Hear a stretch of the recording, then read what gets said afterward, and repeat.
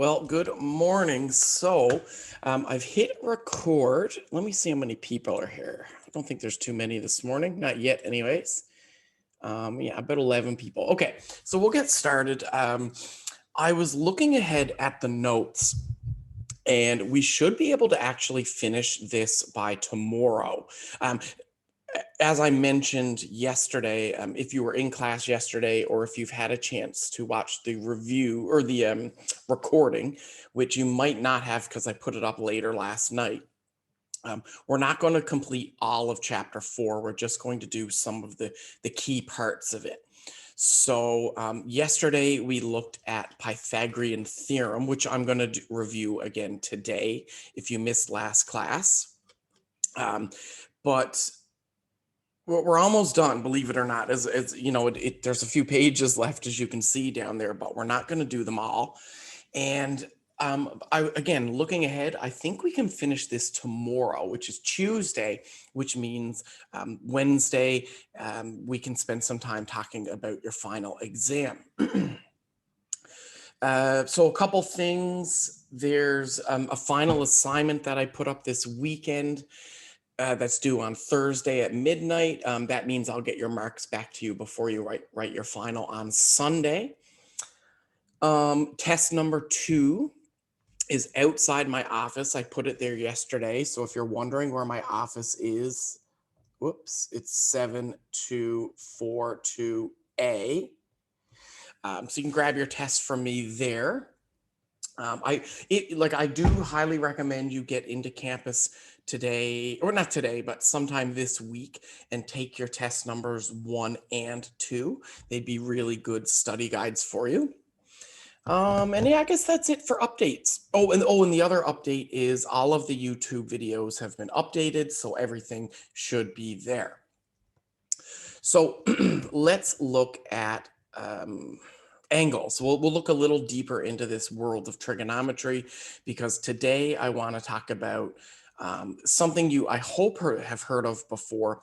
I know a lot of you guys heard of this in previous school. I mentioned yesterday Pythagorean Theorem, which is, and we're going to practice this again today, which is finding all of the sides of a right triangle, or finding an unknown side, I should say, of a right triangle.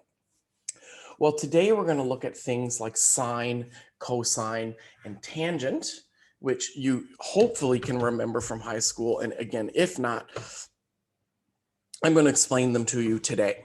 Before we get into this concept of sine, cosine, and tangent, we need to talk about angles. Okay, not angels, angles. I used to always spell the word wrong when I was younger. Angles are measured in degrees, and it's kind of simple to think about this like a rotation. So if you were to spin all the way around, like I mentioned the face of a clock the other day, if you were to spin all the way around, they would say that you turned 360 degrees. So a degree is a unit of measure of an angle. And an angle is like the space between two arms or two lines that join together at a vertex. So it says here an angle is generated by rotating a ray, which is like a line, around a vertex. This is where they meet. So here, I don't know why this is doing this again. It's kind of flashing whenever I write, so I do apologize for that. This is the vertex. I'll see if I can fix this in a second. I might have to restart Adobe. But the vertex is where the two lines meet. The ray, or the lines, are here. So this is my initial line. And then I've rotated this line away from it. And the angle is the space between them. And again, it's measured in degrees. So it's just a unit of measurement. If you measured length or volume, an angle is the measurement of a rotation. And we'll talk about degrees in a minute. I'm going to show you these angles, but then I'll talk about kind of what it looks like on a circle. Okay, so give me 1 second. Actually, I'm going to restart my Adobe here. Close. No. Okay, give me 1 second. That's notes from my other course. All right, let me try to reopen this and see if it'll fix my pen problem.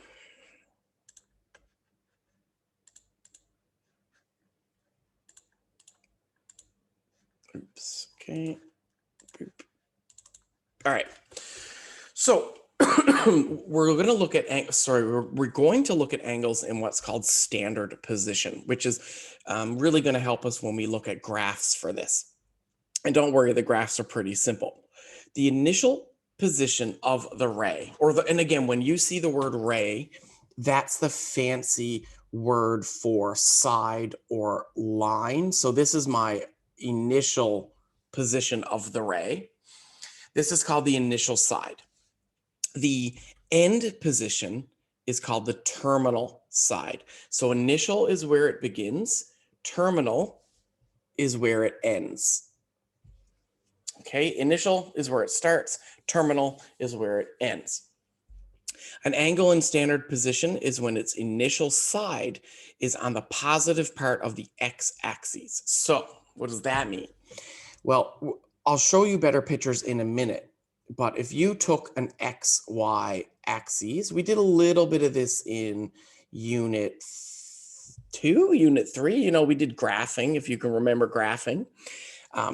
Y goes up and down, X goes left and right. So an angle measured in standard position, it always starts from, let me get my pen here, I'll pick a different color. It always starts from this side here. So the positive part of the x-axis. And we're going to keep standard position for basically all of this course. We're going to assume we kind of start here, and then we'll do rotations based on that point. So here are some examples.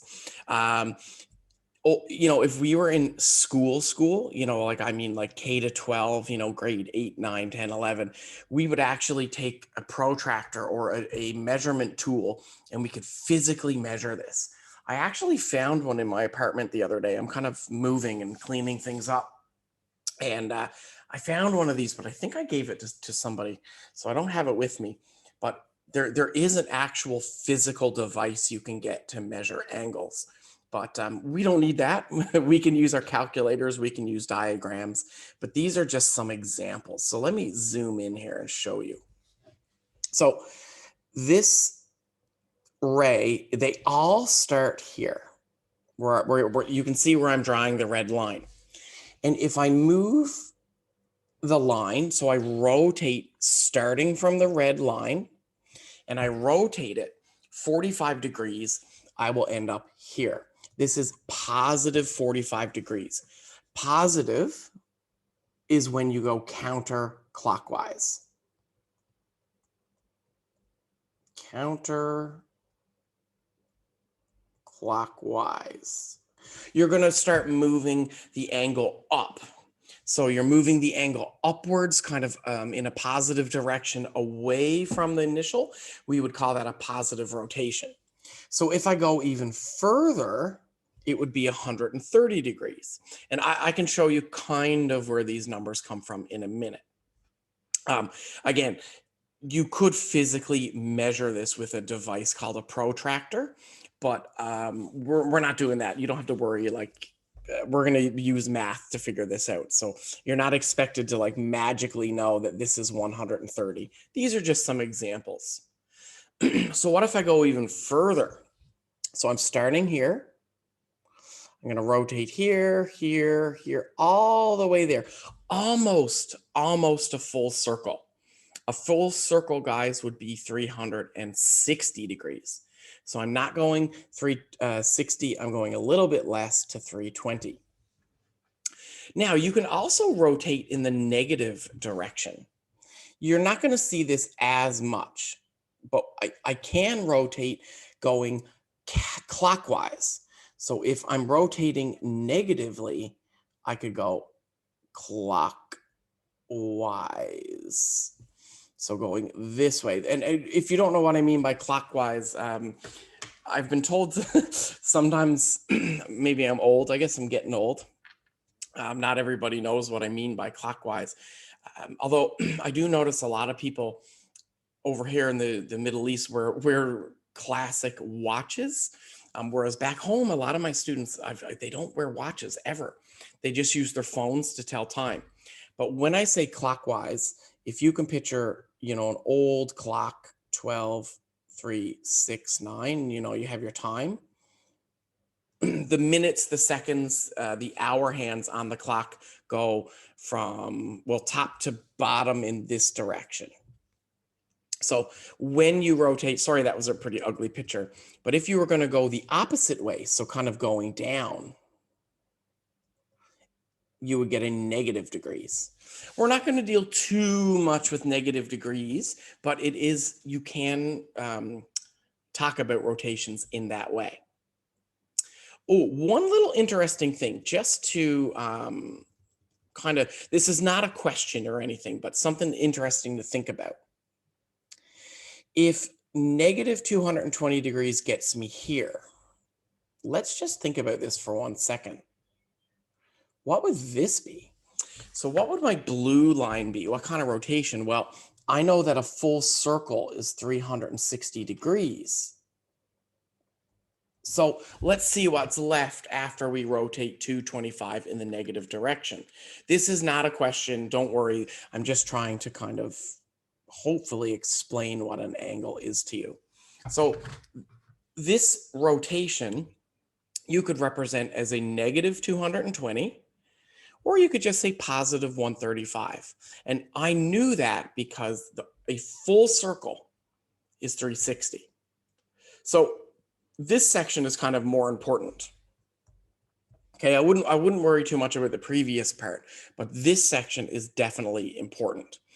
Like wink, wink, very important.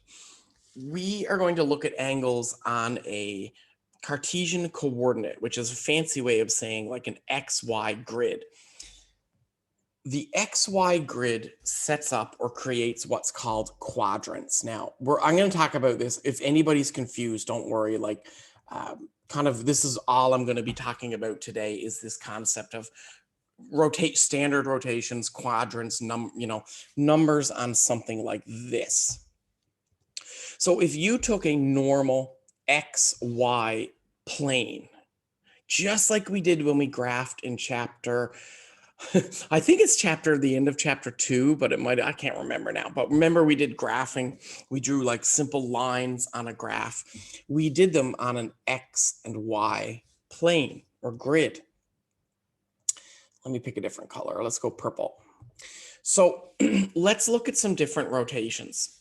Starting here, if I go all the way around, that would be a 360 degree rotation. So again, if you were standing up facing me, okay, imagine me and you we were face to face and you turned around completely so that you were facing me again, I would say that you turned 360 degrees. One important thing before I move into too far is we label the quadrants. So like, notice how, let me see if I can get some space here. Yeah. Notice how when I draw my coordinates, so I have Y and I have X, I set up these little quadrants, like separations, groupings or sections, I guess you could say. So imagine, somebody drew lines on the floor of where you could stand. There are 4 sections here. This is 1, this is 2, this is 3, and this is 4. Very important to remember it. We're going counterclockwise. So 1, 2, 3, 4. 1, 2, 3, 4. Very, very, very important to remember that. We'll get into this in a few minutes. Okay. So what are some common rotations, or not common, but like, what are kind of the 4 parts of this graph? What if I go from this line and I rotate until it's at the Y axis, positive. that would be a 90-degree turn. If I go from this angle and rotate 180 degrees, if I go from this initial angle and rotate all the way over to the other x-axis, like the negative part, that would be 180 degrees. And if I went to the next axis, it would be 270. So this is, again, another really important thing to remember, because this can tell you kind of where your numbers exist. If it's between 0 and 90, it's going to be in quadrant 1. Here, actually, let me write this down. If it's between 0 and 90, it's in what we would call quadrant 1. If it's between 90 and 180, it's in quadrant 2. 180 to 270, it's in quadrant 3. And if it's 270 to 360, it's in quadrant 4. Okay, this will mean something soon. Well, I shouldn't say don't worry. What I mean is I'm getting somewhere with this. There's a point of all this. So before we actually talk about that point, let's do a practice problem using Pythagorean theorem. And here's my goal today. I want to give you the ability to calculate the length of a side of this right triangle. We're using Pythagorean theorem again. But today we're also going to look at how to calculate an angle. And if I can do that today, then tomorrow we can actually finish what we need from chapter 4. Now, wink, wink. This might be a good example to know for maybe a final exam.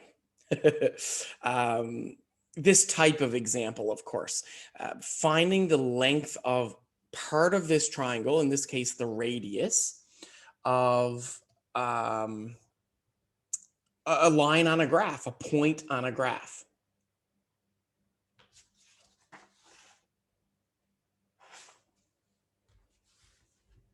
Okay, so let's look.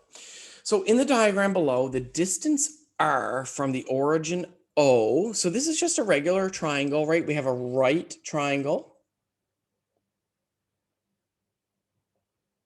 Okay, the distance r from the origin O just being the starting point, is called the radius vector. This would, if we drew this as a circle, this would be the radius. So in math, we call this r. We call this value x, and we call this value y. Now, why do we call them x and y? Well, this value here is the distance of the point away on the x-axis. And we call this y because this value, the size of this triangle, is this point on the y-axis. So how could we find r? Well, if I know these points, I know the x value and I know the y value. So I can use my good friend Pythagorean theorem. If you guys don't know this, we did this yesterday. So this is just kind of a review from yesterday, but what we're going to do is make it a little bit more challenging by, it's not even that more challenging, but we're going to kind of put it on an XY axis. So let me show you how this example. So it says find the length of the radius vector. So I want to find r for the point 3, 4. Okay, now I don't need to draw a graph. Okay, the point 3, 4, before I even draw my graph, remember how points go. It's always x then y. So imagine I have, a graph here, just like in chapter 2, I'm going to say. I'm drawing the point 3, 4. So I'm going to go over 3 on the x. So 1, 2, 3. Okay. And then I'm going to go up 4 on the y. 1, 2, 3, 4. And I'll put my point here. This is obviously not drawn to scale or anything like that. It's just an example. So I'm trying to find how long is that line? Well, okay, this isn't as bad as it looks. Let's turn this into a triangle. Well, I know that the length of this side is y, so it's 4, and the length of this side is x, which is 3. So now I can solve this. I know that r squared, which is my hypotenuse, it's across from the right angle. R squared will be x squared plus y squared. So r will be the square root of x squared, so 3 squared, plus 4 squared. And I think that's just going to be 5. But let me double check, make sure I'm not wrong, or make sure I'm doing this okay. Well, let's do it piece by piece. So 3 squared plus 4 squared is 25. And the square root of that is 5. So the length of r here is 5. Not too, like, again, this looks crazy, but it's really not that bad. Um, I'm going to get you guys to practice in a minute, but I mean, really, this is x, this is y, this is x, this is y. And you can use this formula, r equals the square root of x squared plus y squared. And you can do that to solve any of these. But if you're confused, it can help to draw a picture. So here's my picture. This is 12. This is 5. I'll put it here. And I want you guys to find r. So I want you guys to try these. Tell me what r is in both cases. I notice I didn't write anything for question B. I'll let you guys worry about question B. But wink, wink, this is a very important question to know for your exam because we're going to do something with this information. Okay, I'll stop talking. I'll give you guys a couple of minutes and feel free to put R in the chat. All right, good luck.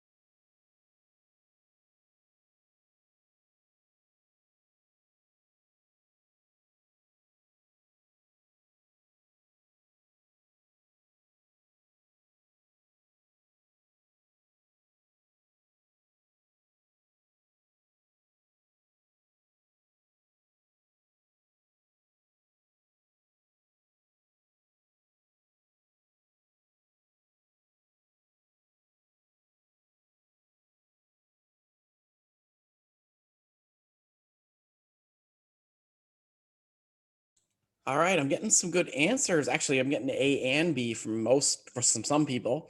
Um, from like Abdul Rahman and Hoda and Abdullah, just a reminder, decimals are okay. So don't write like a million decimals. And also don't expect these numbers to be normal. What I mean, sorry, normal, I guess I should say like a whole number. It is totally okay for your answers in this chapter and even like the last chapter with logarithms to get decimals. In topics like 1 and 2 and the beginning of topic 3, we didn't want decimals, but it's okay for decimals here. And actually, I'm happy because nobody in the chat mentioned like, 2√6 or anything like that. You guys all gave me decimals. That's great. All right, so let's look at how this happened. Let's look at how people got these numbers. So I'm going to erase my little graph here. I'll keep everything else. And let's just see. So R is the square root of 12 squared plus 5 squared. It's really important you guys know where this equation comes from, because if you're not trying to find R, then you might need to solve this equation.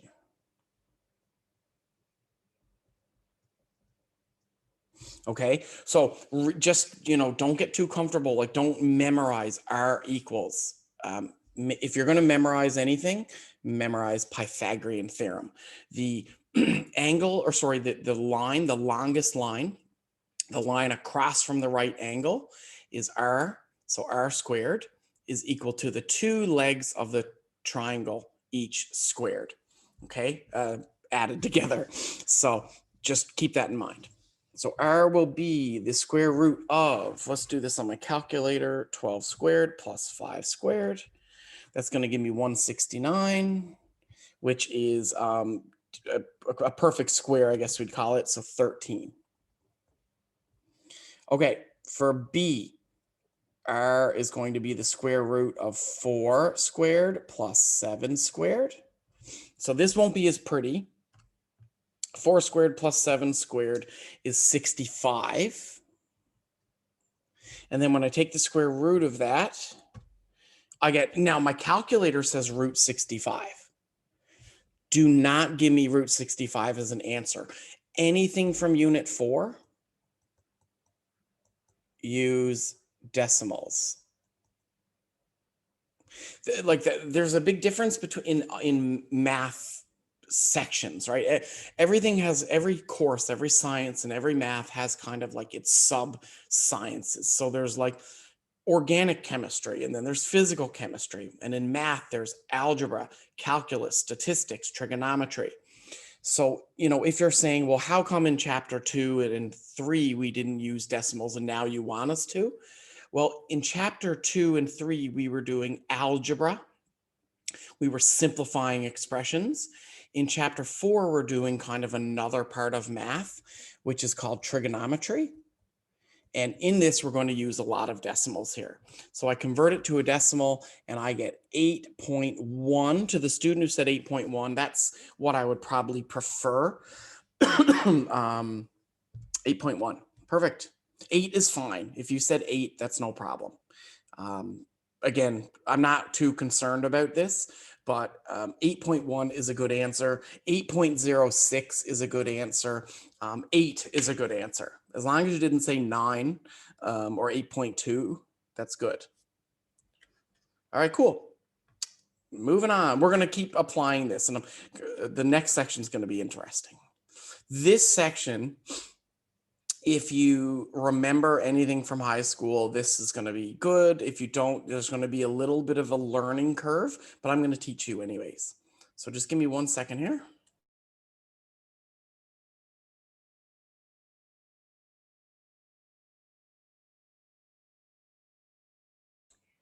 All right.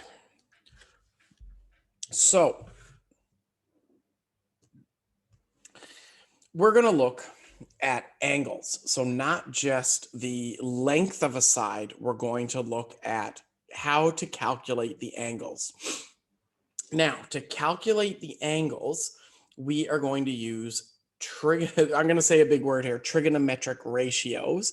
In simple words, we're going to use formulas to help us calculate this on our calculators. So what I mean is, using a calculator, I can actually find this angle here. I can find any angle, really. This angle here, I can calculate it. Now, one thing I'll mention, the variable or the unknown that we use for an angle.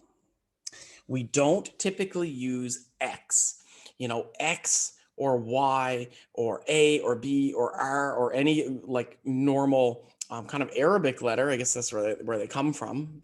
A letter from the alphabet is used for the length of a side. The angle is measured using an unknown called theta. So if you see this symbol, right? You can see it right here on the left. I'm circling it. It's like an O with a line through it. This is pronounced theta. It's a Greek symbol. It doesn't really matter. Like, it just means an unknown angle. That's all it means. You don't need to worry about the Greek alphabet or anything. Just know that if you see a circle with a line through it, a horizontal line specifically, it's a Greek letter. It represents angle. So this means angle. Okay. Now, I shouldn't say I'm nervous, but I really hope you guys can remember something here. I'm going to teach you an acronym that I learned. And I mentioned something the other day where there's a few things in math that I don't think I'll ever forget in my life. And this is one of them. I can't remember when I learned it, sometime when I was, 15, 16, I guess. I was doing trigonometry in school, and we had to memorize this kind of chart here, or where these ratios come from. So there's names, depending on where we get the ratio, there's different names that represent it. And I'll explain this in a second. The terms, I'm going to read them so you kind of know what they sound like, is sine. I've heard a lot of people say sin. It is not sin, it's sine. Cosine and tangent. There are big three. If you know sine, cosine, and tangent, you're doing okay. Okay, so sine, cosine, and tangent. Sine is an angle measured by looking at the ratio. Sorry, my voice here. Ratio meaning fraction of the opposite side divided by the hypotenuse. Now, remember, we did this yesterday. The hypotenuse is the longest side. Okay, so let's look at this here on the left. Look at on the left here. If I want to find this angle, okay, and I want to use sine to calculate it. Well, when I'm looking at this angle, I need to consider the three sides of the triangle. I want to name the three sides, or give them kind of like, I don't know, names, I guess. So the longest side of the triangle, it's always the side opposite the right angle. The longest side we call the hypotenuse, H, hypotenuse. Okay, what about the other sides? Well, the side that touches the angle that's not the hypotenuse, so the side next to that angle, we call the adjacent. Adjacent in English means next to. Let me just see here. Yeah, so I just Googled the literal definition of adjacent in English. Adjacent means next to or adjoining something else. So if I said, an adjacent bedroom, that means a bedroom next door, like touching the room that we're in. So adjacent is the side that is touching or next to the angle. Now, how do you know the difference between adjacent and hypotenuse? That's really important to know. Okay, so here's theta. The hypotenuse is always the side across from the right angle. So the longest side. The adjacent then is the other side that touches it. Now, the side opposite the angle, and again, if you looked up the word I'm not going to define the word opposite because I'm going to get a bunch of different definitions, but opposite means across from the angle. Why am I explaining these words to you? Well, it's really important that you know how to identify the opposite and the adjacent. Okay, we're going to practice this, don't worry. But next question. What's an easy way to remember these ratios? If you know the first three, you can kind of figure out the bottom three. So the sine is the ratio of the opposite over the hypotenuse. The cosine is the adjacent over the hypotenuse. And the tangent is the opposite over the adjacent. And you need to remember this. You must know these. So how are you going to remember it? Well, there's an acronym that you definitely want to remember that my math teacher showed me. Mrs. Skinner was her name, from 2001 probably. SOHCAHTOA. Remember this, like say it over and over. You can come up with some sort of phrase to help you remember it, but you must remember these terms or these ratios. So how does it work? You know, I'm saying sine of the angle is O over H. Cosine of the angle is A over H. And tangent of the angle is O over A. So phonetically, like if I say this out loud, it's SOHCAHTOA. SOHCAHTOA. You have to remember this. This is not on your formula sheet, unfortunately. Okay, so what about the other ones? And we'll practice this. So you'll kind of see more examples of this in a minute. What about the other ones? Cosecant, secant, cotangent. Well, these are the inverses, or what we would say flipped versions of the others. So cosecant is the inverse of sine. We flip sine over.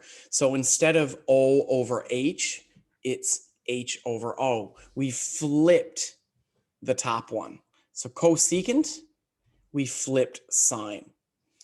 Secant, we flipped cosine. Sorry for the writing there. And tangent, or sorry, cotangent. That's the easiest one to remember. Cotangent, you flip the tangent. So tangent is O over A. Cotangent would be A over O. That's the easiest one to remember. If you know that tangent is O over A, cotangent is the flipped version. So we're going to practice this. You'll see some examples of this, but you must know these things. So well, let's put it, I was going to clear my writing, but I'll leave SOHCAHTOA up there. So let's look at the same question and let's find the angle. Okay, so this is again a continuation of that example. It says find the value of the trigonometric functions of angles whose terminal side passes through a given point. We're going to find the angle in simple words. So where does this come from? All this. Well, here's my angle. I'm on the left, guys, so you can see where I'm writing my pen, or see where I'm writing the arrows. Here's my angle. So which side is the opposite, which side is the adjacent, and which side is the hypotenuse? Well, okay.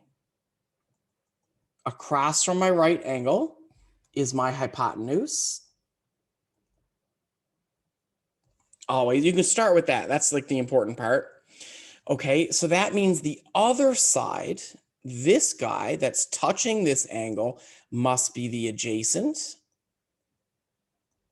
And this side over here must be the opposite. I'm going to warn you guys, anybody next term who's doing physics this is going to be so important. So if you guys have seen your, I don't know if you've seen your schedule, but if you know what program you're in, and I can guarantee if you're in engineering or medical science, 90% of you are going to do physics, if not more. If you're in the degree program, you're going to be doing physics. This is so important. This is going to be your life in physics for like 2 months or maybe 1 month. Okay, so let's consider Toa. Again, that's something I'll never forget. The sine is going to be, so I'm looking at sine, is going to be the opposite over the hypotenuse. So my opposite is y. My hypotenuse is r. Cosine is going to be my adjacent over my hypotenuse. And tangent is going to be my opposite over my adjacent. You might be wondering, why learn all three? Well, it depends on the information you're given. If you're given the opposite and adjacent, you use tangent. If you're given the hypotenuse and the adjacent, use cosine. So the reason you're learning 3 of these, well, we're learning 6, but they're all, the first 6 are related to, sorry, the first 3 are related to the bottom 3. You're learning these because it depends on the information you're given. But using this information, you can find any angle. So sine would be the inverse of cosecant, or sorry, I should say cosecant is the inverse of sine. Cosine, the inverse of that is secant, and tangent, the inverse of that is cotangent. So that means I just flip. So this would be h over o, h over a, and a over o. We flip the first 3. Okay, so let's practice. I mean, a lot of this, guys, if you just looked at all of, if you looked at all of this and you're like, what is happening? Let's do an example. I'll do 2 examples just to help. The terminal side of theta passes through the point 3 and 4. Find the exact values of the 6 trigonometric ratios for theta. Now, we don't actually have to do all 6 of them. They should all be the same. So I'm not going to do all 6. I'm just going to maybe do 1 or 2 of them. They will, or they should all be the same number. Sir, Yes? how can I know I will use cosine or sine? Well, it depends on the information given. So I'm going to show you that. Okay. Okay, so the terminal side of, so that's a good question.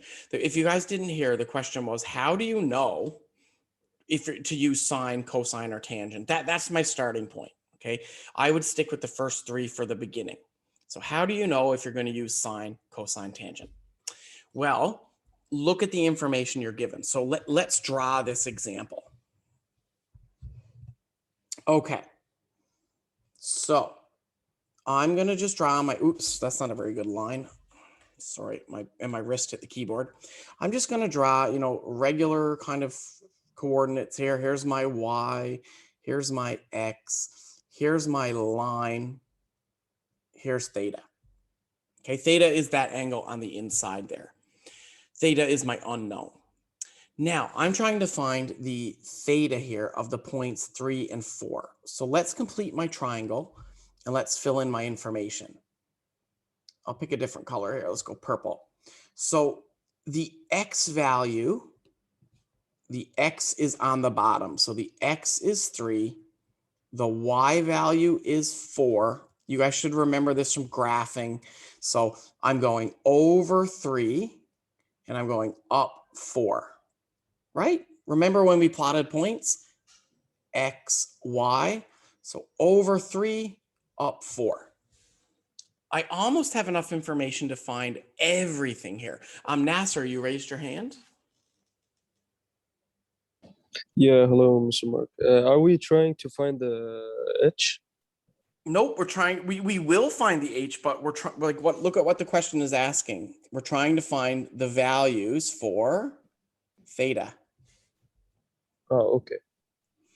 So first we find the angle, or what do you call it, the theta one. We Yeah, find the angle theta, is then we theta, find yes. the edge.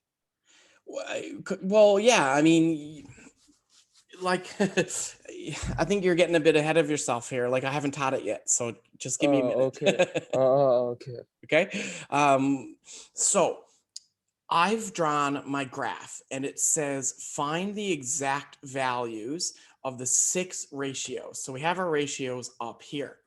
Now I don't have that with me. So, like I don't have what's above memorized. I never did as a student. I hate memorizing things. So I would just keep SOHCAHTOA in my mind and let's look at the angle. Now, every time we find the angle, we're going to find every time we do this, we're going to get the same number. No matter what you use, sine, cosine, tangent, cotangent, it doesn't matter. You're going to get the exact same number. So what about sine? Okay, well, sine theta is going to be the opposite. Okay, oh, I didn't write that down. Let me make a little note of that. What's the opposite? What's the adjacent? So this is my adjacent. This is my hypotenuse. This is my opposite. I know that because the hypotenuse is always across from the right angle. The adjacent is always touching the angle, and the opposite is across from it. Okay, so back to purple. My sine is going to be opposite over hypotenuse. So 4 over, I got a problem. I cannot find the hypotenuse, or sorry, I don't know what this is. So I'm going to do a quick calculation to figure that out. I don't know the hypotenuse angle. So let's figure that out. My hypotenuse, which is r, is the square root of 3 squared plus 4 squared, which is the square root of 25, which is 5. So my hypotenuse is 5. So as Nasser asked earlier, what do we do? What order, or how are we going to do this? Well, I needed to find h in order to get this ratio, 4 over 5. So that's sine. What about cosine? Cosine theta. Okay, well, that's adjacent over hypotenuse. All right, what about tangent? Well, tangent's my favorite because tangent, we don't even have to do a calculation. Tangent is just opposite 4 over adjacent 3. So the best part about tangent is I don't even need to worry about the hypotenuse. Never mind. I was going to draw lines there. I'm not going to. Okay, what about the other 6? Well, we have cosecant, which is the opposite, the inverse. Actually, let me write something here. So now what I'm going to do is I'm going to flip all of these. So cosecant theta is 5 over 4. I'm flipping sine. Secant theta is 5 over 3. I'm flipping. Cotangent theta is 3 over 4. That's it. It looks harder than it is. It just takes a little bit of practice. And again, if you know the first 3, you can easily find the next 3. All right, let me do another one. Okay. So We have example to memorize number, it? yes? Okay, so the information it will not be given in the exam, yeah? All you'll get is this 3 and 4. That's it. Okay, thank you. No problem. The terminal side of I'm sorry, I can't write it in the decimal. Sorry? I can't write it in decimal. like sine 4/5. Is it 0.01? Well,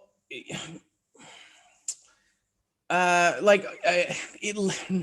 a tough question because we're not actually where we need to be yet. We're going to solve these. I'm going to show you how to solve these using a calculator. Maybe not today, maybe tomorrow. But if I'm asking you for the exact values, I want the ratios. Later, when we actually we haven't calculated theta yet, we're getting there. We're doing a piece by piece. This is asking for exact values. That would be the ratios. When you solve this later on your calculator, you can use decimals on your calculator if you want, but I'm asking for exact values. All right, so let's look at the next one. Now, I'm going to draw a little bit of a different graph here. This guy, and again, you know, when you look at graphing, this is why we did graphing so long ago. What if I want to graph this guy? Okay, so remember, this is X, this is Y. So this would look a little bit differently on my graph. I'm going to draw, well, okay, I'm going to assume you guys remember some of chapter 2 or whenever we did graphing. So you'll notice my graph looks a little different here. I personally draw a graph because it really helps me memorize this, or really helps me figure this out. I'm going -5 on the X. So 1, 2, 3, 4, you know, you don't have to draw it perfectly, but -5. I'm going to go up to, I'll make it a little bigger. I'm not going to draw it to scale or anything. I'm going to go up to, and there's my point, -5 and 2. And then I'm going to close. Ooh, that was bad. It's hard to draw in that direction because I'm right-handed. Hold on. That's not bad. So there is my right angle. There's my right angle. There's my theta. So I went to -5 on the X and up 2 on the Y. There's my point. Okay, so let's look at this one. Now let's get the radius out of the way. Let's find R here. Let's find the hypotenuse right away. So let me just erase this bottom part. Okay, so R is going to be, let me pick a different color too. Let's go red. R is going to be the square root of x squared, so -5 squared. That's going to make it positive. So we're not going to get, there's no imaginary numbers here, plus 2 squared. You can try this on your calculator, but make sure you use your brackets. So this is -5 squared, which is 25, plus 2 squared, which is 29. 5.4. Nope, we're finding exact values. So this is √29, which I don't think simplifies. Let's try it. No. So we're finding, I know that you're tempted to use decimals, and you can use decimals on the test. It's just this question in the book is saying exact values. So I'm going to keep the √29 there. You can write that as a decimal, but I'm trying to answer this question in the book exactly as it's asking, and it says exact values. Okay, so guys, I'm ready to solve this. I'm going to just make a little cheat sheet over here in the corner. So, Toa, that's all I need. If I know SOHCAHTOA, I can do this whole thing. Oh, and one extra part of this. Let me change my color. And the reason I'm changing my color is I'm going to label my sides. So this is my adjacent. This is my opposite. And this is my hypotenuse. All right. The key is, guys, remember the hypotenuse is always opposite the right angle. And if you know that, you can figure out the rest. All right, so here we go. I'm going to get you guys to practice this in a minute. So hopefully this makes some sense. Let's go red. All right, let's start with sine.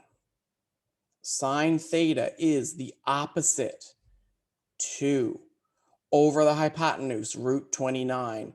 Now, again, I know I said you guys can use decimals. You can use decimals. It's just this question in the book is asking for exact values.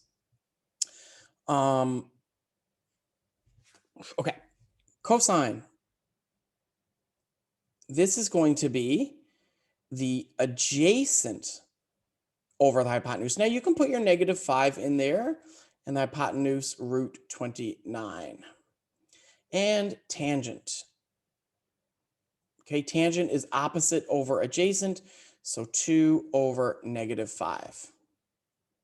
All right, what about the others? Well, I'm just going to flip all these. So cosecant is going to be root 29 over 2.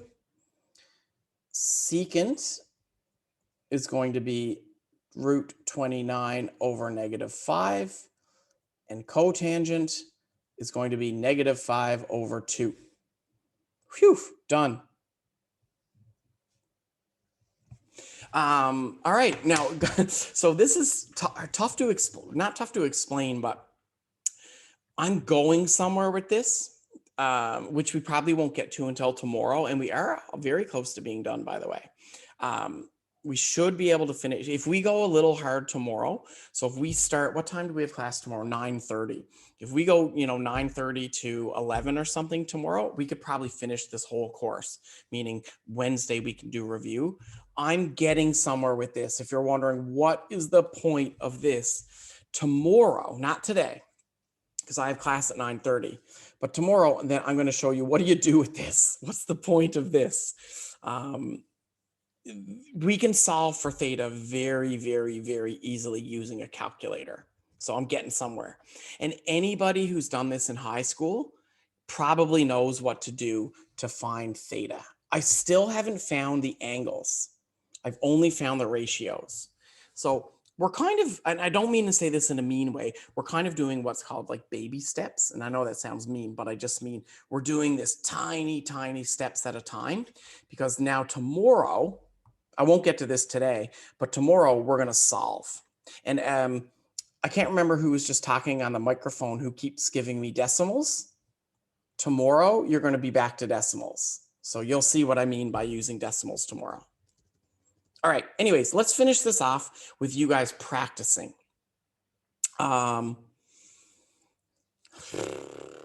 Sorry, I'm just like, I kind of wish they gave you 2 positive numbers, but anyways, it doesn't matter. I want you guys to practice this, but I'm going to set up number 1 for you. Okay. So I'm going to set up number 1 for you. So number 1 here, this is in the negative direction. So here we have y, here we have x.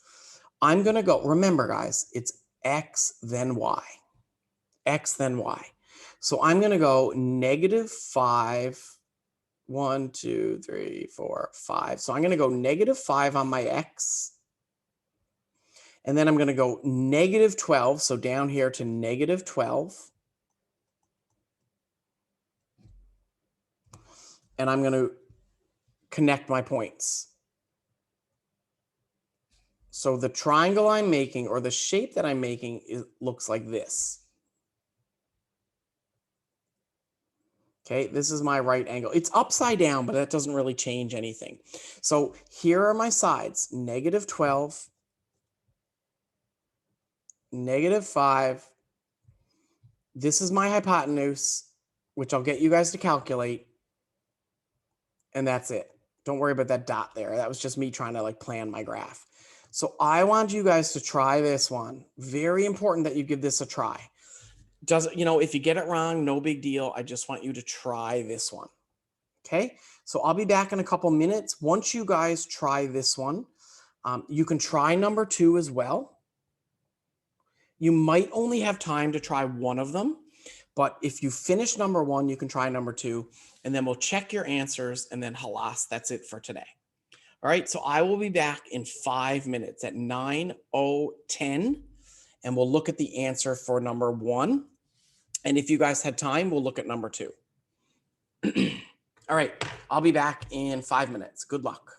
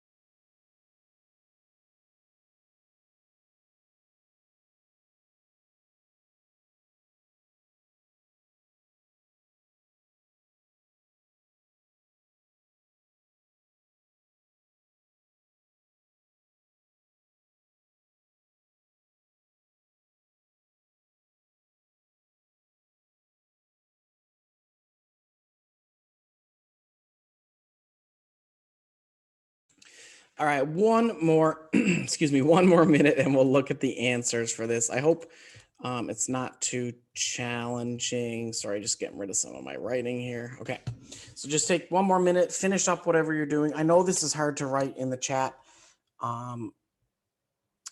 but yeah, just kind of finish up whatever you're working on. And we'll look at the answers. All right, one more minute.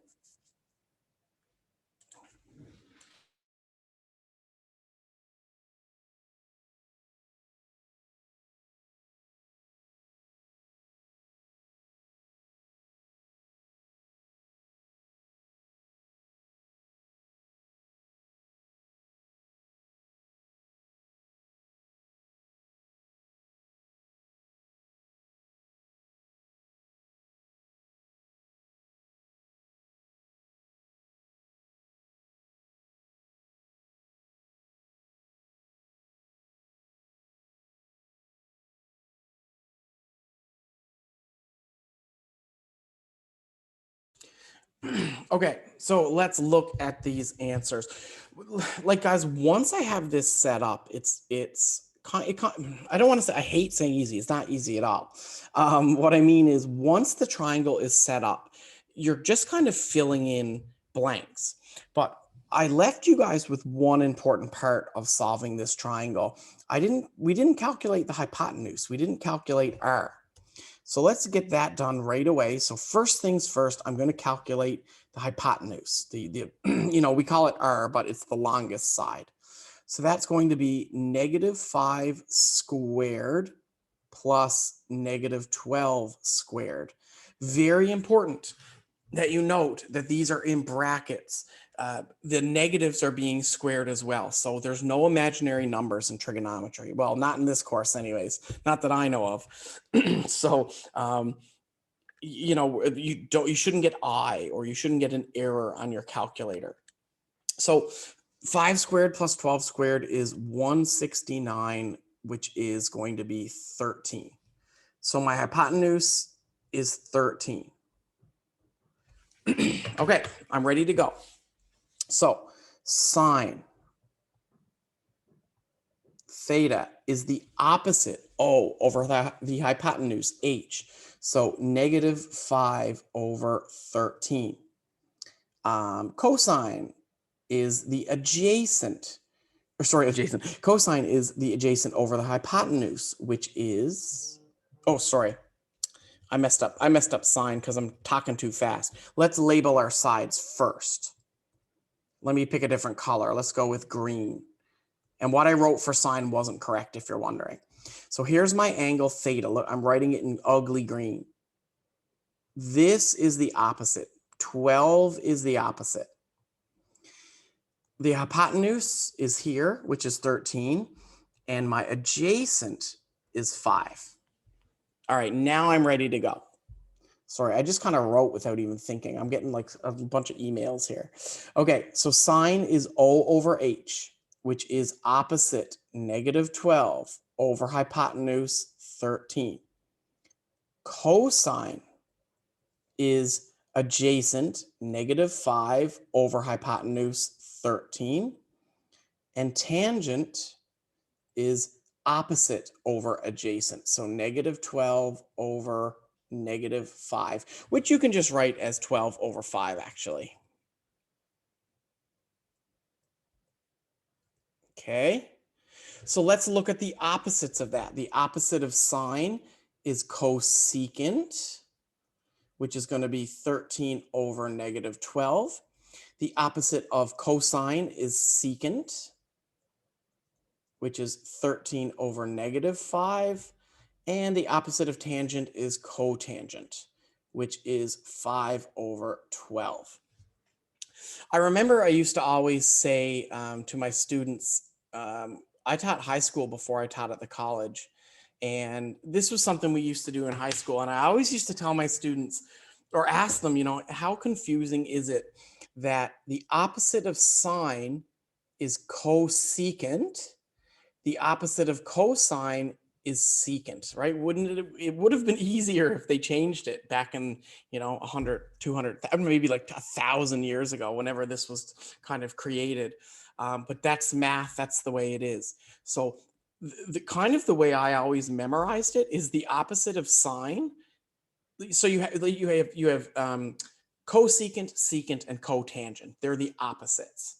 So the opposite of sine, you would think it would be secant, but no, it's cosecant. The opposite of cosine, you'd think it would be cosecant. No, it's secant. And the opposite of tangent is the easiest. It's just cotangent. All right, I'm going to finish here for today, but what I'm going to do, because it is 9:16 and I have a class at 9:30, what I'm going to do, I'm going to leave you with something. I'm going to graph practice problem number 2. I'm going to draw it for you. And then I want you guys for tomorrow to see if you can have this one figured out. So I'm going to go over 6 on my X, 2, 3, 4, 5, 6. I'm going to go down 10 on my Y. So I'm down -10. And this is my triangle. So here's theta. I went down -10. I went over 6. And I'm going to leave it like this. Okay, and I want you guys to tell me what is sine, cosine, tangent, blah, blah, blah, etc. Okay, so I'll leave it like that. And tomorrow we'll look at the answer, and then we'll get into pretty much the last part of this course. If you're wondering what's left, I'll scroll back up in a second, but we're going to figure out how to calculate these numbers. And then we're going to solve word problems and regular problems about it. So once we get to page, like this is a lot of this is just practice, guys. But the end of you guys, like it's all practice. Once we get to the end of that, we're pretty much done. So again, it looks like a lot, but these are just practice problems over and over and over. There's so much practice here. All right, so I'll leave this with you. That's it for me today. I'll see you guys tomorrow morning at 9:30. If there's any questions, let me know.